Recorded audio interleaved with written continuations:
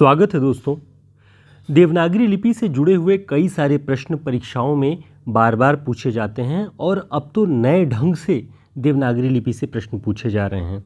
तो आप किसी भी परीक्षा की तैयारी कर रहे हों, देवनागरी लिपि के बारे में ये जानकारी तैयार करके रखिए, चाहे एलटी परीक्षा, पीजीटी या असिस्टेंट प्रोफेसर किसी भी परीक्षा की तैयारी कर रहे हों।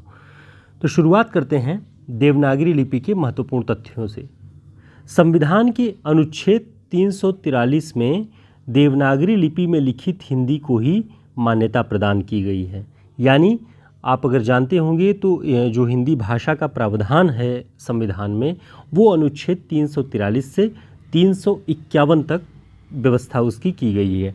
उसमें 343 में कहा गया है कि देवनागरी लिपि में जो हिंदी लिखी जाएगी उसी को मान्यता प्रदान की जाएगी।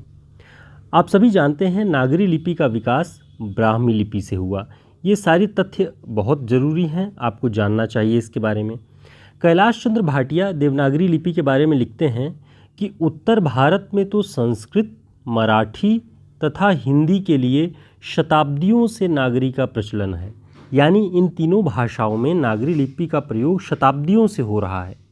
साथ ही दक्षिण में पल्लव राजाओं के बाद चोल राजाओं ने अपने सिक्कों पर संकेत वाक्य लिखने के लिए नागरी लिपि का प्रयोग किया है।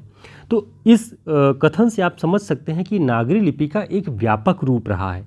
इतिहास भी इसका समृद्ध रहा है, जो अलग अलग कालखंडों में अलग अलग राजवंशों ने अपने सिक्कों पर संकेत चिन्हों के लिए इसका इस्तेमाल किया हुआ है। संस्कृत जितनी प्राचीन भाषा है, देवनागरी का उतना ही पुराना इतिहास आप अनुमान लगा सकते हैं। देवनागरी लिपि की व्यापकता का कारण क्या है? तो उसकी व्यापकता का कारण उसका अक्षरात्मक होना है। ये परीक्षा में मध्य प्रदेश की असिस्टेंट प्रोफेसर परीक्षा में पूछा गया कि देवनागरी लिपि किस प्रकार की है, वर्णात्मक या अक्षरात्मक।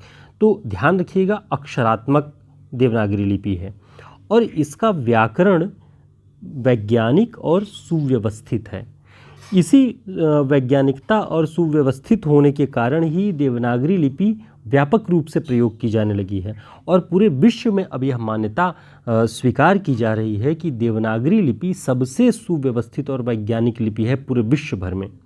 अब इसे विश्वनागरी के रूप में भी दर्जा दिलाने के लिए बहुत सारे जो भाषा विज्ञानी हैं या जो तकनीकी रूप से देवनागरी के लिए काम कर रहे हैं, वो उसे विश्वनागरी के रूप में प्रचारित कर रहे हैं आजकल। आचार्य विनोबा भावे ने देवनागरी को लोकनागरी नाम दिया। ये भी मध्य प्रदेश की असिस्टेंट प्रोफेसर परीक्षा में पूछा गया प्रश्न है कि आचार्य विनोबा भावे ने देवनागरी को क्या नाम दिया? तो लोकनागरी। अब महात्मा गांधी ने भी इसे एक नाम दिया जो सेवाग्राम लिपि के नाम से। उन्होंने अपने कुछ सुधार अपेक्षित जो हुए हैं देवनागरी में वो बताए, तो उन्होंने सेवाग्राम लिपि नाम दिया। देवनागरी लिपि की विशेषताएं क्या हैं, ये भी जानना बहुत ज़रूरी है। सबसे पहले देखिए कि देवनागरी लिपि मूलतः 2 वर्गों में विभाजित है। वो कौन कौन से हैं? स्वर और व्यंजन। यानी मूल रूप से अगर देखें कि देवनागरी लिपि कितने वर्गों में है? 2 वर्गों में। और ये प्रश्न भी मध्य प्रदेश की असिस्टेंट प्रोफेसर परीक्षा में पूछी गई है। इसलिए आप सभी को इन सब में कोई भ्रम नहीं होना चाहिए, इन्हें आपको ध्यान रखना चाहिए।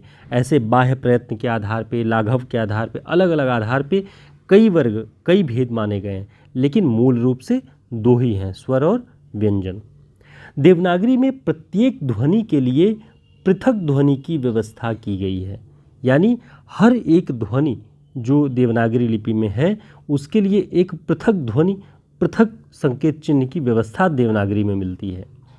एक ध्वनि चिन्ह के लिए एक ही ध्वनि का ज्ञान। अब देखिए अलग अलग भाषाओं में क्या है कि जैसे अंग्रेजी में ही आप देखें तो कभी क्यू से के हो जाता है, कभी के से क होता है, ठीक है। इसी तरीके सी से स भी हो जाता है, एस से भी स होता है, वहाँ भ्रम है। लेकिन एक ध्वनि चिन्ह एक ही ध्वनि का बोध कराता है देवनागरी में। ये जो कन्फर्मेशन है कि कन्फर्म है कि ये ध्वनि चिन्ह क है तो उसका उच्चारण क के रूप में ही होगा, ख है तो ख ही उसका उच्चारण होगा, कोई उस चिन्ह से कुछ अन्य उच्चारण नहीं होगा। ऐसा देवनागरी की वैज्ञानिकता के कारण है। ध्वनियों की क्रमागत व्यवस्था है, यानी जैसे ही चाहे स्वर हो आ इ ई उ ऊ, इस तरह से जो शुरुआत है उनके क्रम निश्चित हैं। तो ध्वनियों की क्रमागत व्यवस्था है और यही क्रमागत व्यवस्था उसकी वैज्ञानिकता को मजबूत बनाती है देवनागरी लिपि की। और सुंदर तथा स्पष्ट लेखन की बहुत संभावना है। देवनागरी लिपि के अक्षर आप अगर देख रहे होंगे इस वीडियो को भी, तो इसमें देखिए कितने सुंदर अक्षरों में स्पष्ट लेखन है। कई सारे परीक्षाओं में जब देवनागरी से जुड़े हुए प्रश्न पूछे जाते हैं तो उसमें ये लिखा जाता है कि निम्न में से देवनागरी की विशेषता कौन सी है या नहीं। कि कभी कभी ऐसा पूछ लेता है कि कह देता है कि सुंदर और स्पष्ट लेखन की संभावना नहीं है देवनागरी में। तो ऐसे कथन गलत होते हैं क्योंकि देवनागरी में स्पष्ट और सुंदर लेखन की पूरी संभावना है।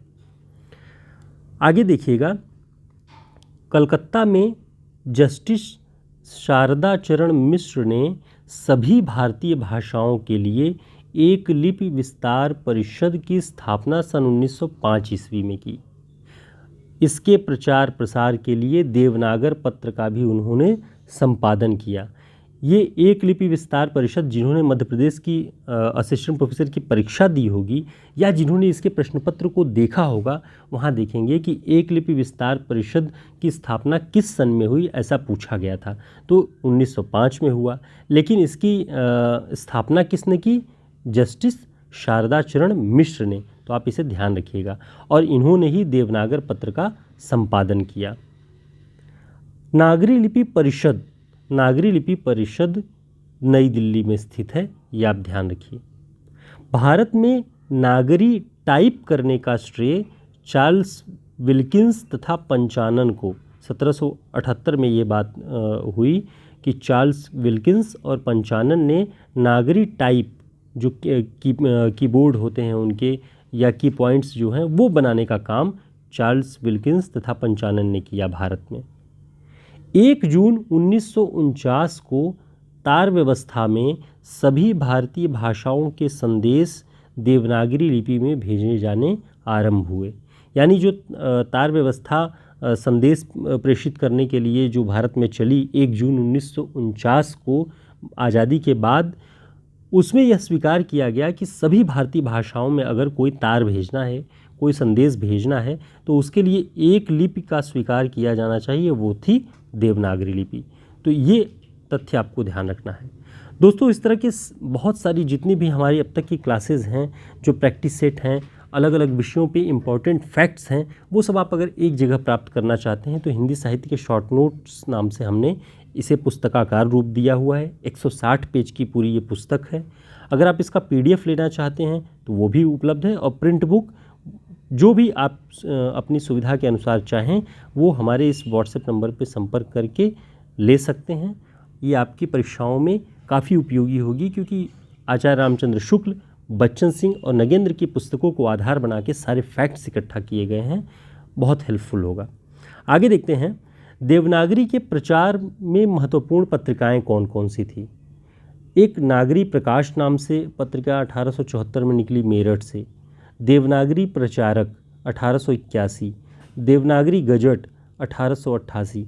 इन सारी पत्रिकाओं ने देवनागरी लिपि के स्वीकार, उनकी समझ और उनके जो सुझाव थे उन सारी चीज़ों को लेकर के उसके प्रचार प्रसार में बहुत सहयोगी भूमिका निभाई है। सन 1893 में आप सभी जानते हैं, 1893 ईस्वी में काशी में नागरी प्रचारणी सभा की स्थापना हुई। ये प्रश्न भी पूछा गया मध्य प्रदेश के असिस्टेंट प्रोफेसर परीक्षा में, किंतु वहाँ विकल्प गलत दिया हुआ था, 1883 कर दिया था।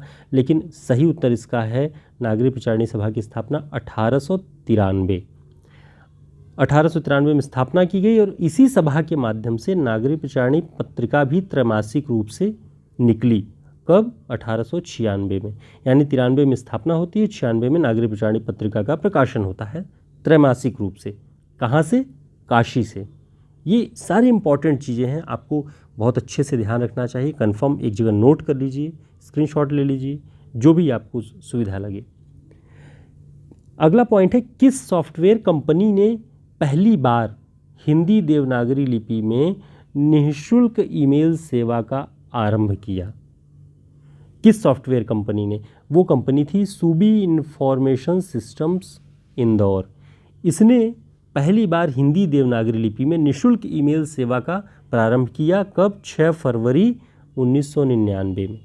और इसका श्रेय इस कंपनी के प्रबंध निदेशक विनय छजलानी को प्राप्त होता है। ये पॉइंट आप ध्यान रखिएगा। इंटरनेट पर किसी भी भारतीय भाषा की पहली वेबसाइट का क्या नाम है? यानी जब इंटरनेट की शुरुआत हुई तब भारतीय भाषा की पहली वेबसाइट कौन सी थी? वो थी नई दुनिया समाचार पत्र का वेबसाइट। नई दुनिया एक समाचार पत्र है, आप अब भी अगर इंटरनेट पे तलाशेंगे तो नई दुनिया के बारे में आपको उसकी वेबसाइट मिल जाएगी, उसके समाचार पत्र को आप फॉलो कर सकते हैं। तो ये समाचार पत्र, और ये 1897 में पहली बार भारतीय भाषा की वेबसाइट बनी। तो ये आपको ये सारे पॉइंट्स ध्यान रखने हैं। देवनागरी लिपि के बारे में हमने ये महत्वपूर्ण तथ्य आपके लिए कलेक्ट किया प्रामाणिक पुस्तकों से। कैलाश चंद भाटिया जी की पुस्तक बहुत अच्छी है, वहाँ से हमने ये सारे नोट्स आपके लिए प्रोवाइड कराए हैं। आगे भी नेक्स्ट अपने जो वीडियो में हम आएंगे तो देवनागरी लिपि के अन्य जो विशेषताएं हैं, अन्य जो प्रश्न पूछे जाते हैं, संवैधानिक प्रावधानों की कुछ डिटेल्स नेक्स्ट वीडियो में आपको ज़रूर प्रोवाइड कराएंगे। जुड़े रहिए, और वीडियो आपके लिए उपयोगी लगे तो लाइक ज़रूर कर दीजिएगा, चैनल को सब्सक्राइब कर लीजिएगा अगर आपने अब तक नहीं किया हुआ है, ताकि हम फिर मिल सकें दोबारा एक नई क्लास में। नमस्कार।